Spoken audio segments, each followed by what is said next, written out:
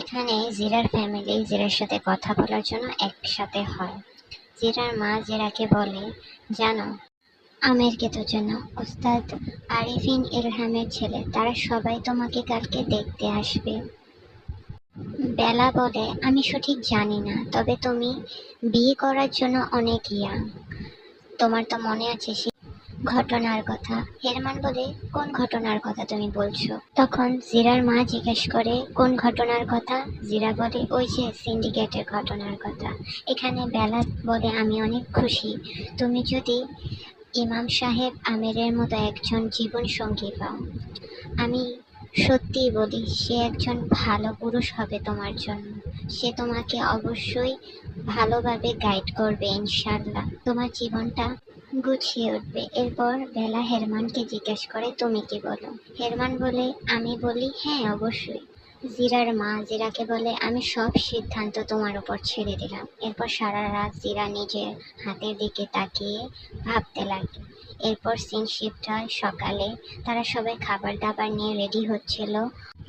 এরপর দেখা যায় আমিরের ফ্যামিলির সবাই এসে পড়ে জিরাদের ফ্যামিলির বাড়িতে। তারপর সবাই একে অপরের সাথে কথা বলে, পরিচয় বিনিময় করে।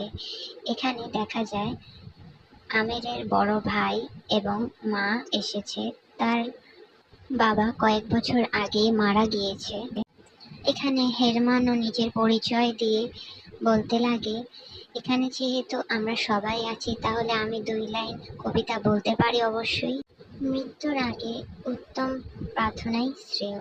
এটা শুনে সবাই হাসতে লাগে। এরপর সবাই বাড়িতে প্রবেশ করলেও জিরা এবং আমিরের মা বাহিরে দাঁড়িয়ে জিরার প্রশংসা করতে লাগে। জিরার প্রশংসা করতে করতে এক পর্যায়ে জিরার হাতের সেই কাটা দাগের দিকে তাকিয়ে নিলে জিরা তা লুকিয়ে ফেলে এবং আমিরের মা তখন জিরাকে বলে, আশা করি তুমি আমার মেয়ে হয়ে উঠবে, হবে তো? জিরা বলে, অবশ্যই, আমি এতে খুবই খুশি হব। এখানে সবাই ঘরে বসে কথা বলছিল এবং বাহিরে জিরা এবং আমের দাঁড়িয়েছিল। আমের বলে, তুমি এখন বুঝতে পেরেছো আমি তোমাকে বিয়ে করতে চাই? জিরা বলে, হ্যাঁ তা তো, কিন্তু আপনি তো আমার বিষয়ে তেমন কিছুই জানতে পারেননি বা জানেন না। আমের বলে, হ্যাঁ জেনে যাব, যখন কবুল বলা শেষ হবে তখন আমরা একসাথে ডেট করব, সেটা হবে আমাদের জন্য হালাল। এরপর জিরা কিছুটা এভাবে হাসে। এরপর দেখা যায় বিয়ের সময় চলে আসে। জিরা নিজেকে বলতে লাগে, সে কি আদৌ বিয়ের জন্য রেডি আছে? এরপর বেলা তাকে বলে, আমার ছোট্ট বোনটা কত বড় হয়ে গেছে, সে এখন কারো বউ হতে চলেছে। এরপর দেখা যায় বেলা, ইনতান, জিরার একটা সুন্দর মুহূর্ত দেখানো হয়।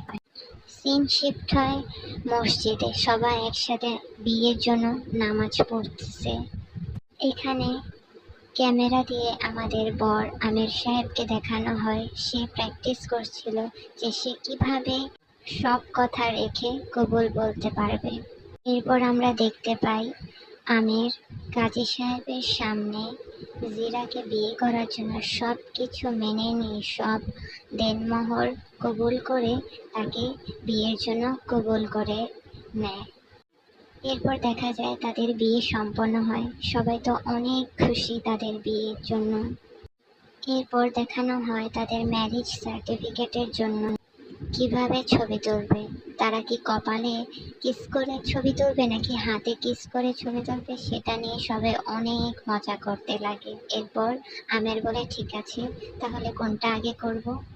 এরপর আমরা দেখতে পাই আমের জিরার কপালে কিস করে আর জিরা আমেরকে সালাম করে তারা ফটোশুট করতে শুরু করে।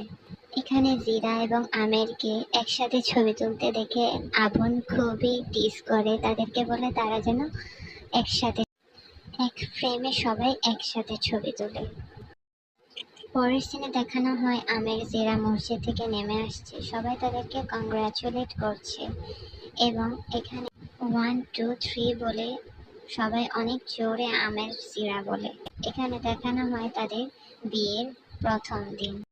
সিন যখন রাতে শিফট হয় তখন আমরা দেখতে পাই জিরা সবকিছু গুছিয়ে বেডের মধ্যে বসে আছে। তখন আমির এসে জিরাকে টাচ করতেই জিরা খুবই ভয় পেয়ে যায়। তখন আমের বলে, ভয় পেও না, আমি তো তোমার হাজবেন্ডই এখন। তুমি কি জানো আমাদের বাড়ি কোথায়? জিরা বলে, না।